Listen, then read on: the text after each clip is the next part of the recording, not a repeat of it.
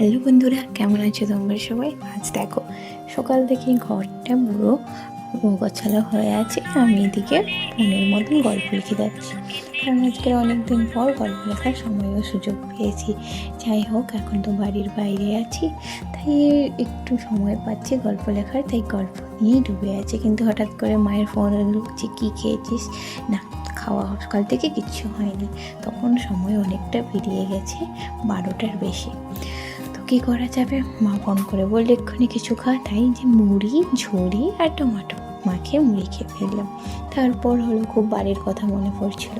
আগের বছর এই সময় বাড়িতে ছিলাম, মা লক্ষ্মীর পুজোর আয়োজন করছিলাম, আলপনা দেওয়া, আম পাড়লো, ঘট, সব কিছুই মনে পড়ে যাচ্ছে।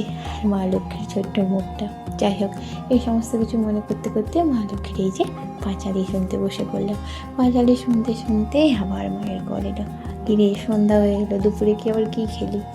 না, দুপুরে কিছু খাওয়া হয়নি। সেদ্ধ ভাত যদিও মায়ের চাপে করেছিলাম, খাওয়া হয়নি। তবুও মাকে মিথ্যে কথা বললাম, হ্যাঁ খাওয়া হয়ে গেছে।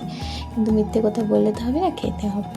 তাই ফোনটা পাঁচালি শেষ হলে তারপরে 5:30টার বেশি হয়ে গেছে, তখন ভাত নিয়ে বসে পড়েছিলাম। এই যে আলু, কুঁদলি, পটল, টমেটো সব কিছুই ভাজে দিয়ে গিয়েছিলাম। রান্না করতে ইচ্ছে না থাকলে যা হয় অবস্থা।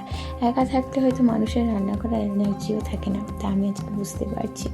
যাই হোক, এগুলোকে একটু ছাড়িয়ে ভাতে দিলে হয়তো খেতে আরও ভালো লাগবে, কিন্তু আমার ইচ্ছে ছিল না, তাই কেটে কুটে ভাতে দিয়ে দিয়েছি। ভেবেছিলাম যে খুব একটা টেস্ট লাগবে না। আমার সঙ্গে দেখো কাঁচা লঙ্কা বা শুকনো লঙ্কা নিয়েও বসিনি, শুধু নুন তেল নিয়ে বসে পড়েছি। যাই হোক, সব কিছু পেয়েছি, মাখিয়ে ফেললাম। না, খেতে খুব একটা খারাপ হয়নি। আর সঙ্গে নিয়ে নিয়েছিলাম এই যে ছুরি।